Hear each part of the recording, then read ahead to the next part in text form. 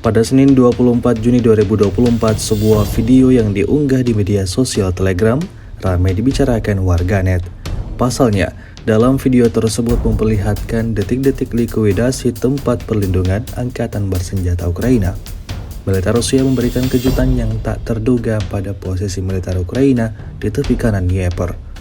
Bom FAB Rusia diluncurkan dan tepat mengenai sasaran. Ledakan dahsyat menghancurkan bangunan hingga berkeping-keping, sehingga tidak ada peluang untuk bertahan hidup bagi mereka yang berada di dalam.